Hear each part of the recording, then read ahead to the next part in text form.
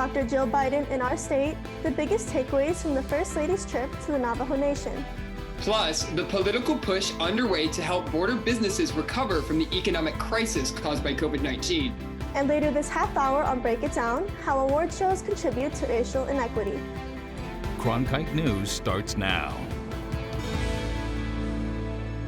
Good evening and welcome to Cronkite News on Arizona PBS. I'm Gabrielle Zabat. And I'm Jay Coulter. Thank you for joining us. First Lady Dr. Jill Biden visited Window Rock, Arizona today as part of her trip to the Navajo Nation. The First Lady spoke with several female leaders about their concerns regarding the health and safety of the reservation. First Lady of the Navajo Nation, Fafil Yanez, welcomed her by thanking her for her continued support and friendship with reservations. Nez specifically referenced Biden's contribution to their cancer treatment center, the first of its kind on reservations. For Biden, that was something personal. I had hoped that maybe you were going to tell me that the cancer center was just perfect, that it was enough, but now that you need to expand it, that's, that sort of breaks my heart. Having so many of my own family members who have been victims of cancer. The First Lady also visited with students at the Hunters Point boarding school, talking with them about their struggles of distance learning. She encouraged them to write down their thoughts now so they could describe their feelings to their kids in the future. This is the first visit Biden has made to the Navajo Nation since President Joe Biden's inauguration. Until spring of this year, there was no law in Arizona that would make it a crime to encourage someone to take their own life. Faith Abercrombie talked to a mother who continues on her son's legacy by creating new legislation. Internet predators have the power of remaining anonymous on social media platforms. A bill regarding suicide assistance was passed unanimously in Arizona and was sent to the governor's desk. We want to warn you, parts of this story may be disturbing to some viewers. He took his life the day before Mother's Day. Mother's Day is my favorite holiday. I don't know when I'll be able to celebrate Mother's Day. Almost 2 years ago, Paula Jordan's son, Adriel Romine, died by suicide after a conversation on Reddit with an internet predator. It was telling him the how to take his life by suicide. There's discussions on both sides talking about different methods, but the conversation was all leaning towards one direction, and that was the use of a gun. The conversations got into specifics like what kind of gun to use. They are disturbing that they had these kinds of conversations, like how do I hold the gun, what part of the temple, do I angle it? After her son's death, Jordan reached out to the police and the FBI before realizing there was nothing illegal about what the adult predator did to her son. As you develop new technology and new platforms, you're going to run into issues. So it was an issue that needed to be fixed. Jordan made it her mission to work with state lawmakers like Representative Wenninger to get HB 2459 passed. Now, a person could be charged with manslaughter if they encourage a minor to commit suicide. The most common reaction I get is, I can't believe that's not a law already. Or, you should not need a law for this, but I guess you do, unfortunately. The bill passed both houses of the legislature, and Governor Doug Ducey signed it in the spring. While Jordan is happy with the results, she's not finished yet. There's not a lot of words I can really use other than one that comes to mind is relief that it's happened and that this law will hopefully help other states follow suit. And my goal is to make it go federal. Paula Jordan created the Lulla Boy Foundation to help support families in need of mental health assistance. She says her hope is that the stigma around mental health will go away. If you need someone to talk to, the National Suicide Hotline number is 1-800-273-TALK. In the studio, Faith Abercrombie, Cronkite News. The audit of Maricopa County's general election ballots is on pause. A judge made that order around noon today. The Arizona Democratic Party and Maricopa County Supervisor Steve Gallardo filed a lawsuit claiming the process violates state law. The suit says the Senate Republicans have not set up adequate security to protect the ballots, voting machines, and personal information of voters. A Florida-based cybersecurity company called Cyber Ninjas was hired to conduct the audit. The judges asked for more information on how the audit is being conducted. The deadline for that is Monday. Many border businesses faced a major economic crisis in the wake of COVID-19, but a new act being debated in the House could give them a helping hand.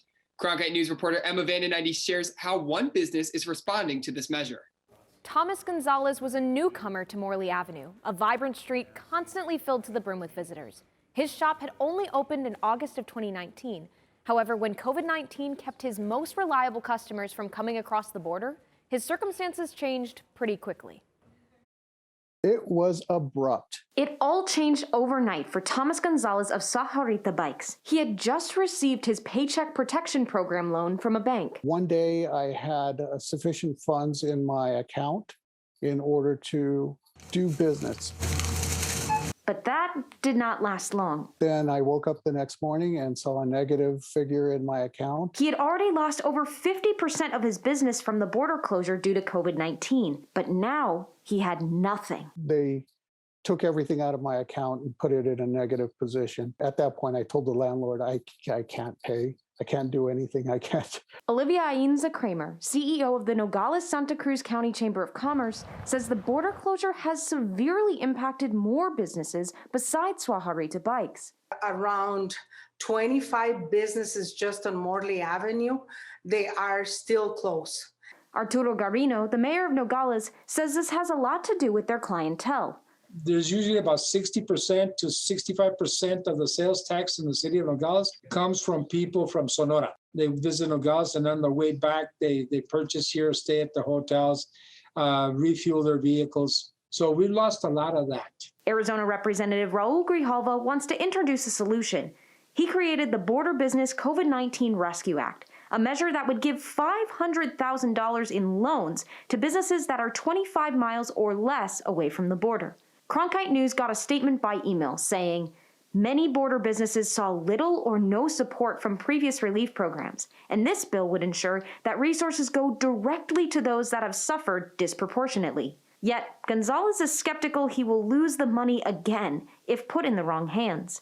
If the federal government gives this money to banks, it would be the same as telling wolves to take care of the flock. Gonzalez knows there's a long road ahead before Morley Avenue looks the way it did. There are times I couldn't walk out of my front door without running into a person. Now, he just waits for support to purchase his business back. I'm saving my pennies, and hopefully if I could take advantage of a loan, that could help me actually purchase that space. The Border Business COVID-19 Rescue Act is still in the process of being debated by House committees. However, a spokesperson from Grijalva's office mentioned that the representative hopes to add it to another COVID-19 relief measure if it does not pass on its own. In the studio, Emma Vandenide, Cronkite News. As vaccines become more readily available for the general public, a civil rights group known as Unidos US is making sure that drastically affected communities aren't left behind. They're bringing their vaccination campaign into Latino communities throughout the valley by partnering with local affiliates. From now until late May, information in underserved communities about getting vaccinated is getting easier to find. Unidos US is a Latino civil rights group that recently launched their Esperanza Hope for All mobile tour. The goal is simple: build the Latino community's trust and knowledge in vaccines. The Esperanza Hope for All campaign includes a mobile educational tour that's traveling to 7 cities. In Arizona, we will be in Phoenix and Yuma for the next 5 weekends. And the purpose there is really to meet the community where they're at, where anybody from the community can walk over and receive information in English or Spanish to really help them make an informed decision about taking one of the vaccines. The mobile vaccine tour will continue every weekend until May 23rd. If you're interested in learning about the vaccine from Unidos US, you can find the schedule for the mobile tour online at unidosus.org. COVID-19 has left many with long-term medical issues after their diagnosis. But what about children who have had the infection? Cronkite News reporter Nicole Long joins us with the dangers of these positive cases. Since March, over 3,000 children and adolescents nationwide have met the case definition for a rare condition similar to Kawasaki disease, but they've still seen hesitation when it comes to being correctly diagnosed. I have just been really perplexed at the numbers. And Taylor checked all the boxes with all of her labs, so she met CDC criteria, but they were still really hesitant to diagnose her. Janelle Barden is talking about the multisystem inflammatory syndrome in children associated with COVID-19. Her 17-year-old daughter was diagnosed with it. Barden has connected with others through a Facebook group, all sharing their concerns and stories about their children. I've been in it since I guess October-ish, and the admin that started the group had just messaged me. She knew that I was in healthcare, so she just asked if I could help moderate. According to scientists, this syndrome can affect many organs in the body, but at its most dangerous, can seriously impact a child's heart. It's basically inflammation in multiple systems in the body. So those patients are presenting to the hospital with fever, with signs of inflammation in different organs in the body. 48 states across the nation have reported at least one case of multisystem inflammatory syndrome in children. Children in Latino communities have been a majority of MIS-C patients, making up 34% according to the CDC. We're still yet to fully understand why they are disproportionately affected than other ethnic groups. Barden has advice for parents. If your child is experiencing any of those symptoms because they could have had COVID and you just didn't know it. According to the Centers for Disease Control and Prevention, any individual under the age of 21 that has had COVID-19 exposure or has had the infection is at risk for MIS-C. In the Broadcast Center, Nicole Long, Cronkite News. Since Governor Doug Ducey lifted the mask mandate for K-12 schools in Arizona, districts have been deciding on whether or not to keep the face coverings requirement. Ducey says he made his decision based on new CDC guidance and the increased number of vaccinations. Some of the schools who have followed his lead, making masks optional for students and staff, include Mesa, Florence, and Queen Creek Unified School Districts, but the majority have kept their mask mandates in place, including Phoenix, Peoria, Paradise Valley, Osborne, Scottsdale, Tolson, and Tempe Unified School Districts, to name a few. We've seen some windy days the last week, and it looks like the gusting wind will continue into the weekend, along with some warm weather. But by Monday, a well-deserved cool down is coming. Let's go to Abigail Verwick with the full forecast. That's right, Jake. We are going to be continuing to see that wind throughout this weekend. And while it's not going to be as much as we saw on Wednesday, we are still going to be seeing quite a bit of wind across the state. And it's going to be strong enough to really help make those warm temperatures a little bit more bearable as we move into the weekend, starting tonight in Phoenix at around 6 o'clock. We're looking at a temperature of 84 degrees and sunny, as I said, some light wind speeds. However, as those wind speeds start to go down, so does the temperature, ending at around 77 degrees at 10 o'clock. But it is going to heat back up just in time for tomorrow, looking at our highs for Saturday. In the valley, we have Scottsdale at the high of 90 degrees, Tempe 92, up here in Deer Valley 89, all 85 and above. And while these aren't quite into the triple digits yet, it is still going to be warm and sunny. So keep your sunscreen and water handy throughout the weekend.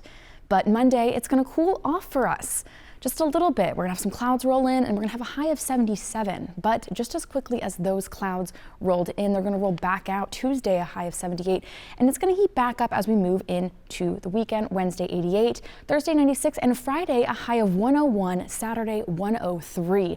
We are getting into those triple digits, that warm and sunny weather that we are used to seeing around this time at the start of the summer season. In the Weather Center, I'm Abigail Verwick. Coming up next on Cronkite News, an inspiring story of triumph after struggle. We'll introduce you to a high school kicker on her way to recovery after being paralyzed, and show you what the community is doing to support her every step of the way.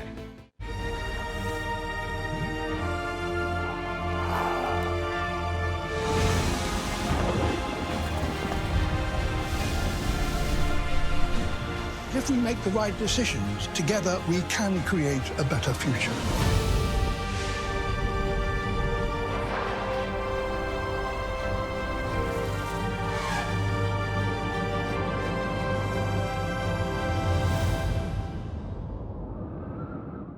This month in Passport on the PBS Video app, your on-demand library for the best of PBS. Born a slave in Jamaica, taken from a mama. This be my story. I hate the myth of Hemingway. The man is much more interesting than the myth. There is no alternative to soul.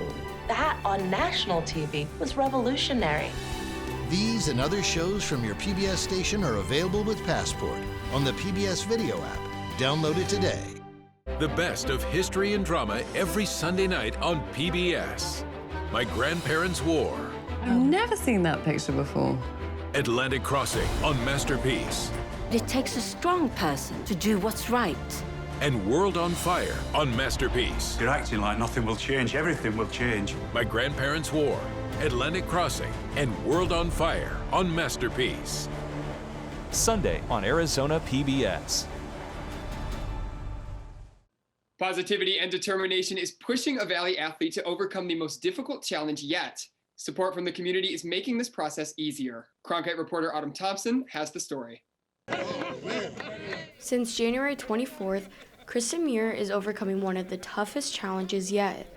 After graduating in 2017, the Marcos Deniza kicker was involved in a tragic car accident, suffering a broken vertebrae and damage to her spinal cord, leaving her paralyzed from the waist down. You know, there will be days where I'll have my hard times and where I'll get more frustrated than others, but it's going really well and I'm pushing myself. Muir was told she was never going to be able to walk again, but with rehab, she is slowly making progress. They told me, like, you know, you're not going to walk, and I was like, well, I am. With support from all over the Valley and the football community, AZ Kicking and Training hosted an event, Kicks for Kristen, to raise money for Muir's recovery. Nice. All of the kickers that are still out there kicking, whether it's college, high school, middle school, and even pro, it's amazing just to see the outpour and support and love that she's getting. The community's encouragement is pushing Muir to inspire others on the field. As a parent, you hope that your kid does exactly what she's doing, inspiring other people, leading the way, giving hope to people that don't have much hope. This isn't the end, like, don't think that it's the end, and just really push yourself to be the best. Muir's positivity is driving her to step on the field to overcome being paralyzed and fully walk again. In Tempe, Autumn Thompson, Cronkite News. Mira is continuing to go to rehab and training her body to get stronger every day. That's it for Cronkite News tonight. Thanks for joining us. For top Arizona stories anytime, go to cronkitenews.azpbs.org.